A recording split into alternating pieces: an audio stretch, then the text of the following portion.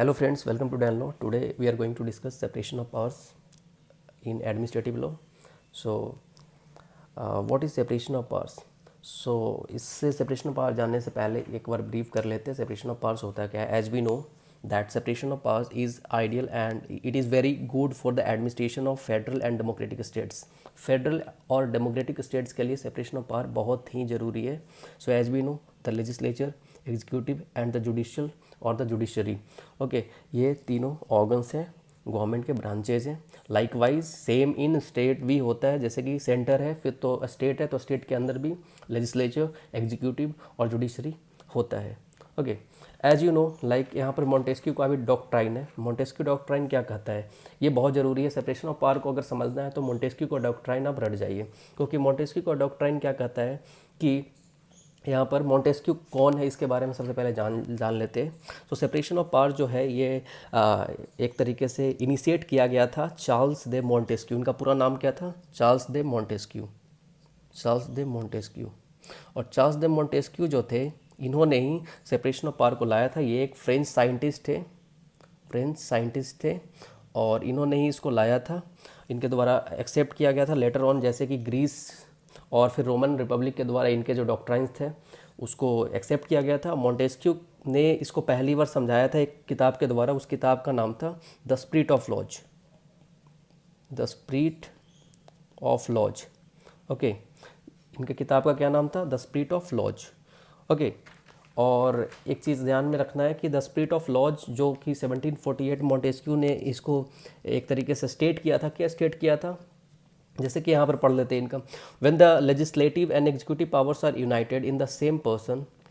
अगर लेजिस्लेटिव और एग्जीक्यूटिव जो पावर्स है अगर यूनाइटेड होगा सेम एक व्यक्ति के अंदर, एक ही व्यक्ति के पास अगर होगा तो, और in the same body of magistrates, so there can be no liberty because apprehension may arise lest the same monarch on senate should enact tyrannical laws. Tyrannical laws यानी ऑपरेस्ट लॉज हो जाएगा. अगर एग्जीक्यूटिव, लेजिस्लेचर, जुडिशरी एक ही साथ मिलकर काम कर रहा है, अगर लेजिस्लेचर का हस्तक्षेप है एग्जीक्यूटिव, जुडिशरी में जुडिशरी का हस्तक्षेप है, लेजिस्लेचर और एग्जीक्यूटिव में अगर जुडिशरी का हस्तक्षेप है, तो यहाँ पर क्या होगा, एक तरीके से करप्शन बढ़ जाएगा. अगर लेजिस्लेचर का हस्तक्षेप होगा हर चीज़ों में तो लॉ थोड़ा ट्रायनिकल मैनर में यानी कि ऑपरेस्ट मैनर में इम्प्लीमेंट होगा, जिससे कि एक तरीके से फ्रीडम और लिबर्टी है इंडिविजुअल का वो कहीं ना कहीं इनफ्रीज होगा. जैसे कि यहाँ पर स्टेट किया गया है लेटर ऑन, जैसे कि these three powers and function of the government must in a free democracy always kept in the separate and exercise by the three separate organs of the government. 10 यही चीज़ यहाँ पर जो बोला गया उसको मैं समझा रहा हूँ. Thus the legislature cannot exercise executive or judicial power and the executive cannot exercise. First line देखिए यहाँ पर क्या लिखा हुआ, the legislature cannot exercise the executive and judicial power. What does it mean कि legislature cannot exercise executive and judicial power. This means that legislative should never exercise the executive और judicial power. फिर से सुनिए, legislative should never, legislative यानी जो कानून बना रहा है वो कभी हस्तक्षेप नहीं करेगा. क्या हस्तक्षेप नहीं करेगा? एक्सरसाइज नहीं करेगा एग्जीक्यूटिव और जुडिशियल पावर को. क्योंकि यहाँ पर अगर ऐसा हुआ तो आर्बिट्रनेस को बढ़ावा मिलेगा. ट्रायनिकल लॉज को एक तरीके से यहाँ पर मोंटेस्क्यू में बताया गया था, ट्रायनिकल लॉज को कहीं ना कहीं एक तरीके से इम्पोज किया जाएगा, क्योंकि लेजिस्लेचर का काम है कानून बनाना. अगर कानून को भी वही इम्प्लीमेंट करने लगे तो फिर एक तरीके से जो इंडिविजुअल को राइट्स है वो कहीं ना कहीं वायलेट होगा और जो सेपरेशन ऑफ पावर है वो अच्छे तरीके से इसको इम्प्लीमेंट नहीं किया जाएगा. ओके एंड सेकेंड लाइन क्या कहता है? Now read the second line that the executive cannot exercise legislative और judicial powers. Executive should not exercise the legislative and judicial power. What does it mean? ये executive जिसका काम है कि implement करे, इन्फोर्स करे लॉ का. क्या काम है एग्जीक्यूटिव का? Executive is responsible for governing the state. Mainly क्या है इसका कि इम्प्लीमेंट करे, एग्जीक्यूट करे लॉज को. जैसे कि प्रेसिडेंट हो गए और ब्यूरोक्रेट्स हो गए एग्जीक्यूटिव में जो कि हेड करते हैं एग्जीक्यूटिव्स को, एग्जीक्यूटिव को not executives. Okay so executive को हेड करते हैं प्रेसिडेंट एंड जो ब्यूरोक्रेट्स होते हैं form the executive branch of government. Okay so executive should not exercise the legislative and judicial power. क्योंकि अगर यहाँ पर ऐसा हुआ तो इन्फ्रिंज या फिर वायलेट होता है freedom and liberty of individual. यहाँ पर क्या इन्फ्रिंज होता है, वायलेट होता है इंडिविजुअल का फ्रीडम एंड लिबर्टी। वो क्या होता है कि यहाँ पर अच्छे तरीके से एग्जीक्यूटिव को अगर नहीं किया जा रहा है, एक्सरसाइज नहीं किया जा रहा है, तो कहीं ना कहीं वायलेट होगा, क्योंकि लॉ तो बन गया, लेजिस्लेचर ने बना दिया, जुडिशरी ने चेक कर दिया, मेन काम है अब एग्जीक्यूटिव का बचा हुआ, एग्जीक्यूटिव उसको अच्छे तरह से इन्फोर्स करती है नहीं करती, इम्प्लीमेंट करती है नहीं करती है, वो देखा जाता है। Next one is judiciary cannot exercise legislative और executive power of the government. That means judiciary should not exercise the executive or legislative power of the government, because then in this case अगर judiciary अगर नहीं exercise करेगा legislative और executive powers of the government, देखिए legislature का काम है कानून बनाना, जुडिशरी का काम है कि उसको इंटरप्रेट करे। अगर ऐसा नहीं हुआ, because then in this case जज will behave like a dictator. Okay, so judiciary का काम है अपना जुडिशियल सिस्टम को देखना, ना कि लेजिस्लेटिव में कोई इंटरफेरेंस करे, ना एग्जीक्यूटिव में इंटरफेरेंस करे। तो यहाँ पर सब के लिए बराबर बोला गया है कि देखो भैया, लेजिस्लेचर का अपना काम दिया हुआ है, legislature will look in their own work, executive in their own work, and judiciary they will do their own work. Okay, so सबका अपना अपना काम दिया हुआ है, अपना अपना तरीके से सारा काम करेगा। सो ये स्पिरिट ऑफ लॉज में बताया गया था कि ऐसे ऐसा होगा।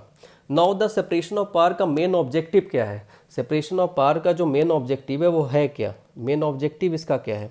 तो मेन ऑब्जेक्टिव की अगर बात करें सेपरेशन ऑफ पावर का, सो यहाँ पर मेन ऑब्जेक्टिव है कि आर्बिट्रनेस को खत्म करना। क्या खत्म करना है? आर्बिट्रनेस को खत्म करना है। ओके, फिर अगर सेपरेशन ऑफ पावर अगर अच्छे तरीके से इम्प्लीमेंट होता है तो आर्बिट्रनेस तो वैसे ही ख़त्म हो जाएगा। मिसयूज ऑफ पावर है उसको भी ख़त्म करना है, उसको भी प्रिवेंट करना है कि पावर का मिसयूज ना हो। सो सेपरेशन ऑफ पावर यानी क्या? एग्जीक्यूटिव का अपना काम है, जुडिशरी का अपना काम है, लेजिस्लेचर का अपना काम है। अगर ये सेपरेट रहेगा तभी तो आर्बिट्रनेस को बढ़ावा नहीं मिलेगा, तभी तो यहाँ पर पावर का जो मिसयूज हो रहा है वो पावर मिसयूज नहीं होगा। चेक एंड बैलेंस होना चाहिए कि जैसे इंडिया में देखा जाए तो यहाँ पे चेक एंड बैलेंस है, 3 ब्रांचेज यानी तीनों ऑर्गन के बीच में चेक एंड बैलेंस होता है, तालमेल बना रहता है कि जी एग्जीक्यूटिव का अपना काम है, लेजिस्लेचर का अपना काम है, एंड द जुडिशरी जो है जुडिशरी उसका अपना काम है। समझ गए? और यहाँ पर क्या होता है कि सारे ऑर्गन को अपना अपना काम दिया गया है, असाइन किया गया है, सौंपा गया है, एंड उनको ये सौंपने से ये चीज़ होता है कि उनका जो काम होता है अच्छे तरीके से होता है, एफिशिएंट मैनर में होता है। Okay, enhance and improve the efficiency of the government. जो उनके ऑर्गन है उनके जो एफिशिएंसी है काम करने का उसको बढ़ावा मिलता है। ओके, तो as you know legislature, executive and judiciary का क्या क्या काम था, वही जो ऑर्गन्स है उसका अपना काम है। अगर बात करें इसका अगर यूके पर्सपेक्टिव से, यूनाइटेड किंगडम, यूएसए और इंडिया के पर्सपेक्टिव से, तो देखिए सबसे पहले क्या बात है कि अगर यूके की पर्सपेक्टिव से देखें तो यूनाइटेड किंगडम में यहाँ पर सेपरेशन ऑफ पावर रिजिड नहीं है, बिकॉज वहाँ पे अनरिटन कॉन्स्टिट्यूशन है। In United Kingdom separation of power is not rigid, so due to unwritten constitution as you know. USA में रिजिड है, कहीं ना कहीं सेपरेशन ऑफ पावर का बेस्ट एग्जांपल अगर देखा जाए तो यूनाइटेड स्टेट्स ऑफ अमेरिका में है, क्योंकि वहाँ पर रिजिड बहुत ज़्यादा है, सेपरेशन ऑफ पावर को बहुत अच्छा वहाँ पे एक तरीके से इंडिया में जैसे कि ओवरलैप करता है। लेटर मैं अब डिस्कस करूँगा कि कैसे क्या है, एक बार ब्रीफ कर लेते हैं इंडिया में। लाइक यूनाइटेड किंगडम, इंडिया भी प्रैक्टिस करता है parliamentary form of government. So India में doctrine of separation of power जो है, ये जो doctrine of separation of power जो है इंडिया में क्या है, एक तरीके से स्ट्रिक्ट सेंस में अप्लाई नहीं होता है। ओके, पर यहाँ पर ये भी नहीं है, नहीं कहा जा सकता है कि सेपरेशन ऑफ पावर इंडिया में है ही नहीं है। जैसे कि कुछ जो इंडियन कॉन्स्टिट्यूशन के जो प्रोविजंस हैं वो बताता है सेपरेशन ऑफ पावर। अब जैसे कॉन्स्टिट्यूशनल प्रोविजन से समझिए, क्योंकि इंडिया में क्या है कि एक तरीके से जो एग्जीक्यूटिव है, लेजिस्लेचर है, जुडिशरी है, सबका अपना काम है। जैसे लेजिस्लेचर रूल मेकिंग बॉडी है, parliament holds the power of rule making, state में स्टेट लेजिस्लेचर होल्ड करता है। Okay, executive as you know responsible for governing the state, mainly implement and execute law, जिसमें प्रेसिडेंट होते हैं, bureaucrats होते हैं। Okay, जो इसको एक तरीके से एग्जीक्यूटिव ब्रांच को होल्ड करते हैं। Okay, judiciary as you know interprets the law made by legislature, जो लेजिस्लेचर के द्वारा जो कानून बनाया जाता है उसको जुडिशरी एक तरीके से इंटरप्रेट करती है कि वो कॉन्स्टिट्यूशनली वैलिड है या नहीं, कि उसका उसका क्या करता है, कॉन्स्टिट्यूशनल वैलिडिटी जुडिशरी देखता है। नाउ कम टू लाइक, अगर बात करें जैसे सेपरेशन ऑफ पावर की इंडियन पर्सपेक्टिव ऑफ व्यू से, तो इसके कुछ प्रोविजंस है, कॉन्स्टिट्यूशनल प्रोविजंस है, आर्टिकल्स हैं जो कि बताए गए हैं। जैसे कि अगर बात करें आर्टिकल 50 की, अगर आर्टिकल 50 की बात करें तो आर्टिकल 50 में क्या बताया गया है, separation of judiciary from the executive, DPSP में है ना। तो ये भी एक एग्जाम्पल है कि ये सेपरेट है। क्या सेपरेट कर रहा है कि एग्जीक्यूटिव का अपना काम है, जुडिशरी का अपना काम है। अगर आर्टिकल 53 की बात करें, आर्टिकल 53 और आर्टिकल 154 की बात करें, तो ये सेंटर में है, ये स्टेट में है। तो एग्जीक्यूटिव पावर किसका है, एक प्रेसिडेंट का है, एक है गवर्नर का, एक गवर्नर का है। तो ये भी एक एग्जांपल है कि एग्जीक्यूटिव पावर जो है प्रेसिडेंट का अपना है, गवर्नर का अपना है, और ये एग्जीक्यूटिव पावर ही केवल है। तो सेपरेट है कि नहीं, यहाँ लेजिस्लेचर और जुडिशरी तो है नहीं। Okay, same as article 122, article 122 and article 212, article 122 and article 212, court can not inquire the proceeding of parliament and states. Okay, कि पार्लियामेंट का कोई प्रोसीडिंग है तो पार्लियामेंट का प्रोसीडिंग में और स्टेट लेजिस्लेचर का प्रोसीडिंग में कोर्ट उस पर इंक्वायरी नहीं कर सकता है। तो यहाँ पर क्या है कि जुडिशरी का हस्तक्षेप नहीं है, यहाँ पर क्या है, जुडिशरी का बिल्कुल हस्तक्षेप नहीं है लेजिस्लेचर के काम में, यानी कि पार्लियामेंट्री प्रोसीडिंग में, चाहे तो वो स्टेट में हो या फिर as you know parliamentary proceeding हो या फिर स्टेट लेजिस्लेचर का प्रोसीडिंग हो। समझ गए। Same as article 105 and 194, parliamentary privileges जो मिला हुआ है, लाइक पार्लियामेंट और स्टेट लेजिस्लेचर में पावर ऑफ एमपीज और MLAs that can not be brought to the court. Okay, means और court can not take cognizance over the MPs and MLAs, जो भी डिस्कशन होता है या फिर किसी तरीके की तू मैं हो गया, तो ये पार्लियामेंट्री प्रिविलेजेस मिला हुआ है इनको under article 105 and 194। Okay, this parliament and state legislature. Okay, 245, when we talk about 245, so article 245 में भी एक तरीके से इसको मैं समझाने की कोशिश कर रहा हूँ कि सबका अपना अपना पावर डिवाइडेड है, कोई किसी का इंटरफेरेंस नहीं एक दूसरे में। ओवरलैपिंग भी है इंडियन कॉन्स्टिट्यूशन में, वो भी आगे डिस्कस करूंगा। सो द 245 बात करता है parliament and the state legislature power to make laws. Okay, 245 क्या बात करता है, it is the power of the parliament and the state legislature to make laws. इसमें तो इंटरफेयर नहीं करेगा जुडिशरी, क्योंकि जुडिशरी का काम है इंटरप्रेट करना, पहले कानून तो बन जाने दो, उसके बाद जुडिशरी का काम इंटरप्रेट करेगी। लाइक आर्टिकल 121 एंड 221 क्या है, आर्टिकल 121 एंड 221 क्या है ये। आर्टिकल 121 और 221 की बात करें तो judicial conduct of supreme court and high court. अगर बात हो आर्टिकल 121 एंड 221 का, तो आर्टिकल 121 एंड 221 की अगर बात करें तो it is like Indian constitution में ये एक तरीके से प्रोविज़न दिया गया है कि जुडिशियल कंडक्ट हो तो जज ऑफ द सुप्रीम कोर्ट और हाई कोर्ट हो, दैट और shall not be discussed in the parliament और स्टेट लेजिस्लेचर। ये क्या होगा, ये डिस्कस नहीं हो सकता है पार्लियामेंट में या फिर स्टेट लेजिस्लेचर में, उसको डिस्कस नहीं किया जा सकता है। ये क्या है, जुडिशरी का पावर है और जुडिशरी के काम में लेजिस्लेचर हस्तक्षेप ना करे। Now come to the overlapping provisions. अब इंडियन कॉन्स्टिट्यूशन में कौन कौन से ओवरलैपिंग प्रोविजंस, जैसे कहते हैं ना कि हमारे यहाँ जो जुडिशरी एग्जीक्यूटिव एंड लेजिस्लेचर का अपना काम है सबका, लेकिन यहाँ पर कोई हस्तक्षेप एक दूसरे का नहीं है, लेकिन हमारे यहाँ चेक्स एंड बैलेंस पे चलता है। तो क्या है ओवरलैपिंग प्रोविज़न की अगर बात करें, आर्टिकल 123 का ले लीजिए, 213 का ले लीजिए, जिसमें ऑर्डिनेंस मेकिंग पावर है। अब जैसे यहाँ पर ओवरलैपिंग नहीं कैसे है, ये कॉन्स्टिट्यूशन एक तरीके से बोलता है सेपरेशन ऑफ पावर को भी बढ़ावा देता है, और एक तरीके से देखा जाए तो इंडियन कॉन्स्टिट्यूशन लॉ भी करता है कि प्रेसिडेंट क्या इशू कर सकते हैं, ऑर्डिनेंस कर सकते हैं, कब, जब दोनों हाउस सेशन में नहीं रहेगा, लोकसभा राज्यसभा सेशन में नहीं रहेगा, तो ऑर्डिनेंस यानी अध्यादेश ला सकते हैं। ओके, इन अ सेम वे ये तो प्रेसिडेंट का हो गया और इसमें गवर्नर का हो गया। इस सेम वे कहा गया कि इंडियन कॉन्स्टिट्यूशन ये पावर देता है गवर्नर को कि वो इशू करेंगे ऑर्डिनेंस व्हेन स्टेट जो लेजिस्लेटिव असेंबली है वो अगर सेशन में नहीं रहेगा तो। ओके, सो आर्टिकल 73 की अगर बात करें उसमें भी वही चीज़ बताया गया है, जैसे कि इंडियन कॉन्स्टिट्यूशन स्पेसिफाई करता है that powers of the executive shall be coexistent with that of legislature. Okay, so ये सारे जो ओवरलैपिंग प्रोविजंस दिए गए हैं। आर्टिकल 61 भी वही है, क्या है ये लेज डाउन करता है इम्पीचमेंट ऑफ प्रेसिडेंट के बारे में बात करता है, way passing resolution from the both house in order to remove the president. अब प्रेसिडेंट एग्जीक्यूटिव हेड है, उनका रिमूवल के लिए लेजिस्लेचर में ये चीज़ हो रहा है कि उनको रिमूव किया जाए, तो ओवरलैप है कि नहीं, एग्जीक्यूटिव का काम में वो हस्तक्षेप कर रहा है कि नहीं।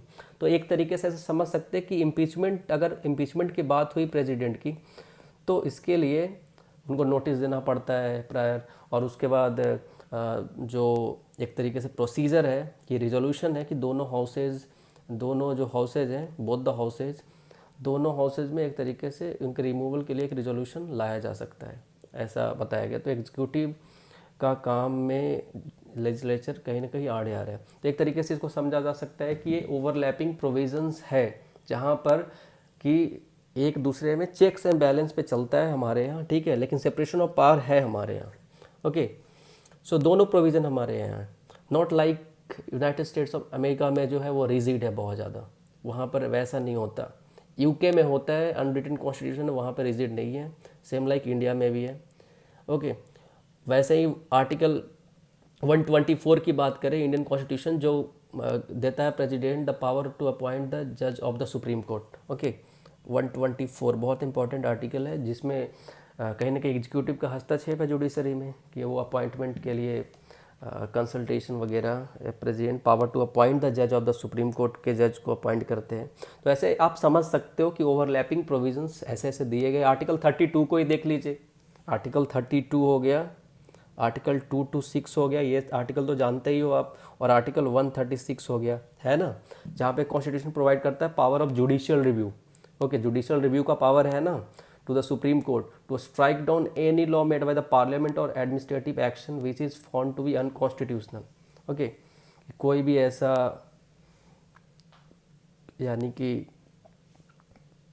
लॉ बनता है तो वैसे केस में क्या है कि सुप्रीम कोर्ट स्ट्राइक डाउन कर देगा वो जो लॉ मेड किसके द्वारा बनाया गया, पार्लियामेंट के द्वारा अगर वो कानून बनाया गया उसको स्ट्राइक डाउन कर सकता है।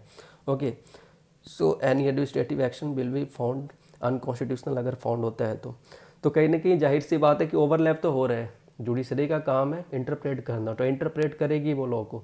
इंटरप्रेट करते समय अगर ऐसा लगा कि लेजिस्लेचर ने ऐसा काम किया है, अगर वो जो लॉ बनाया है वो कहीं ना कहीं अनकॉन्स्टिट्यूशनल है, या फिर उसका एडमिनिस्ट्रेटिव एक्शन जो है उस लॉ का वो अनकॉन्स्टिट्यूशनल है, तो कहीं ना कहीं एग्जीक्यूटिव और लेजिस्लेचर दोनों में तो हस्तक्षेप कर रही है judiciary.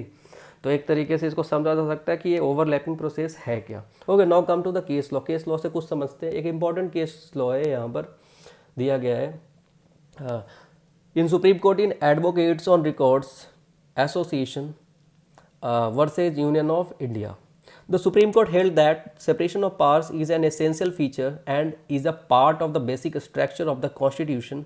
So the separation of power in our Constitution, however, it is not rigid. जैसे बताया था ना, rigid नहीं है as in US. One of the elements of the separation of power is the system of checks and balances. हमारा checks and balances, check and balances चलता है हमारे यहाँ, जैसे मैंने बताया था चेक्स एंड बैलेंसेज होना बहुत ज़रूरी है।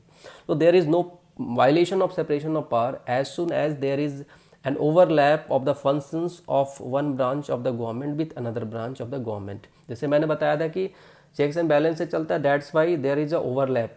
तो हमारे यहाँ सेपरेशन ऑफ पावर का तो मेन जो चीज़ था कॉन्स्टिट्यूशनल प्रोविजन जो आर्टिकल्स के थ्रू मैंने बताया था, और फिर ओवरलैपिंग में जो आर्टिकल्स है वो भी मैंने बताया, समझाया अभी आपको। तो ये सारी सो इस केस में हेल्ड किया गया, it was held by the supreme Court that appointment of जजेज इज अ कोर फंक्शन और power vested in the judiciary and cannot be imposed upon either by the executive or the legislature। देखिए, appointment of जजेस को लेकर जो case है ये advocate on records association versus union of India, ये appointment of जजेस केस को लेकर देखा जाए तो यहाँ पे क्या है कि एक तरीके से सुप्रीम कोर्ट ने सीधे तौर पे हेल्ड किया कि it is the work of the judiciary and the entire function and the power is vested in the hand of judiciary and that can not be infringed upon or it cannot be exercised by the executive or the legislature. It is not a work of executive. जैसे कि primacy की अगर बात करें यहाँ पर इस case में एक डिटेल में जब पढ़िएगा प्राइमेसी टर्म आया, प्राइमेसी यानी कि प्राइमेसी कहने का मतलब ये है कि प्रधानता इन हिंदी। ओके, दैट मीन्स कि ये जो प्राइमेसी जो है एक तरीके से, ये प्राइमेसी क्यों प्रधानता दिया जा रहा है एग्जीक्यूटिव को यहाँ पर कि एग्जीक्यूटिव, दैट मीन्स कि ये एक एसपी गुप्ता केस था। तो एसपी गुप्ता केस में जो यहाँ पर जजमेंट जो ठहराया गया कि प्राइमेसी जो कंसर्ट था उसको ओवर रूल्ड कर दिया गया लेटर ऑन।